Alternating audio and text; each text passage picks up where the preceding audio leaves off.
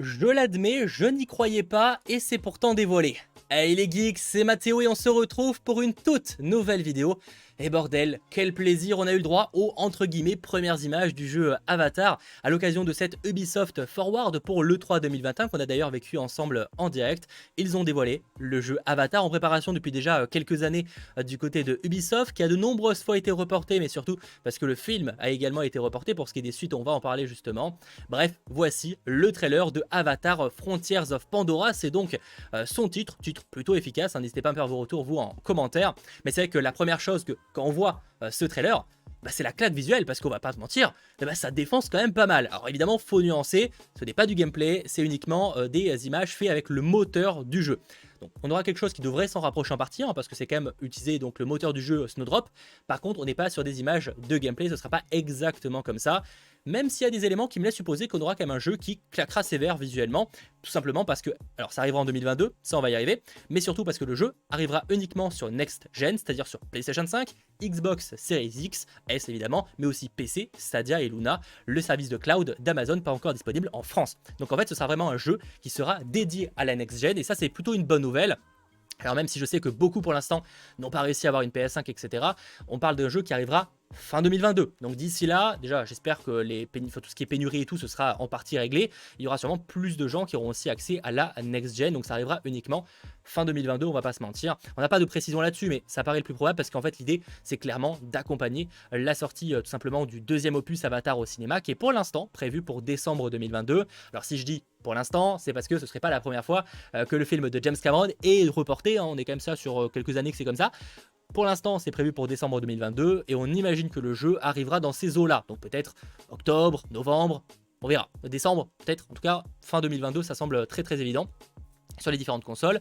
Alors on va en parler après, le lien évidemment avec les films, mais une chose aussi pour revenir sur le côté technique, ça défonce, mais il faut prendre en compte que c'est de l'open world, et c'est là aussi où la next gen va être clairement indispensable, parce que si on a des décors, encore une fois c'est pas du gameplay, mais si on a des décors aussi vastes, aussi riches, et qu'on peut en plus voler avec des créatures, faut derrière que la machine puisse supporter, parce que ça va faire beaucoup de choses. Imaginez ce plan là en jeu vidéo, faudra afficher grave de choses. Ça, faut vraiment, la next gen, c'est pas possible en fait autrement sinon.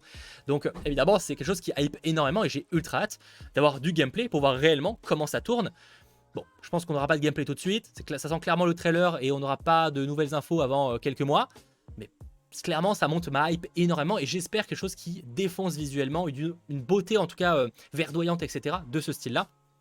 Sachant, pour continuer, que ça va effectivement explorer Pandora, de toute façon c'est dans le titre, Frontiers of Pandora, ça va explorer une nouvelle zone, parce que évidemment, une autre question qui va se poser, j'imagine pour certains, c'est est-ce que c'est une adaptation du premier film Avatar, est-ce que c'est une adaptation du deuxième, ou du prochain, etc.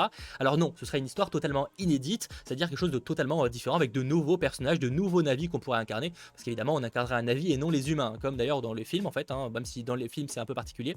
Là je pense qu'on incarnera directement un autochtone, hein, pas forcément un qui est créé par les humains, etc. Tout ça pour dire, je divague, que ce ne sera pas une adaptation du premier film, etc. Mais ce sera une histoire totalement inédite qui va explorer une zone inédite de Pandora encore jamais vue, même si, on va pas se mentir, au niveau des décors, qu'on est clairement sur quelque chose qui se rapproche de ce qu'on a pu voir avec le premier film Avatar, au niveau de l'ambiance, au niveau du style, c'est-à-dire avec les îles volantes, etc. C'est clairement quelque chose qu'on a vu dans le premier film. Malgré tout, ce sera vraiment sur une zone inédite. Ça va vraiment permettre en fait d'explorer encore plus l'univers de Avatar, parce que je rappelle qu'Avatar, certes c'est un film et bientôt plusieurs films, il y a encore 4 films en préparation qui arriveront donc tous les 2 ans, mais on a également des comics qui sont soit sortis soit en préparation pour certains. Je crois qu'il y a une histoire de roman et surtout à mon avis ça va finir par arriver. Clairement Disney va en faire son second Star Wars, en tout cas c'est comme ça que je vois les choses, et donc à partir de 2022, 2024, etc. ça va, à mon avis ça va bombarder en termes de produits dérivés, en termes d'univers expansion si je puis dire.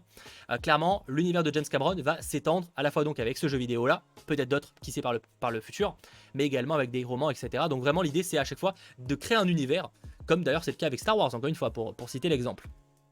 Bref, on aura une chose de très très différente là-dessus. On incarne des Na'vi, donc ça c'est extrêmement cool. On aura de nouvelles créatures, on aura de nouveaux personnages, on affrontera la RDA, donc les humains globalement. Et franchement, assez hâte de voir plus d'informations. Sachant, ça c'est une petite particularité, donc ce sera un jeu d'action-aventure. C'est pas vraiment surprenant de ce côté-là. Par contre, ce sera à la première personne. Et ça, c'est peut-être un peu plus surprenant parce que c'est vrai que je m'attendais plutôt à la troisième pour ce jeu-là. Mais non, ce sera un jeu à la première personne. c'est pas grave, hein, mais c'est vrai que c'est pas forcément ce dont à quoi je m'attendais à première vue. C'est pour ça que j'attends quand même de voir du gameplay. Après, il y a pas mal de plans où on voit que on a le navire à la première personne. Donc si on a quelque chose comme ça, pourquoi pas. Encore une fois, ça peut être très très intéressant. Franchement, mais regardez-moi ce plan, c'est juste magnifique. J'arrive pas encore à m'y remettre. On dirait vraiment le film en fait, hein. Ça pourrait être un film, je serais totalement satisfait.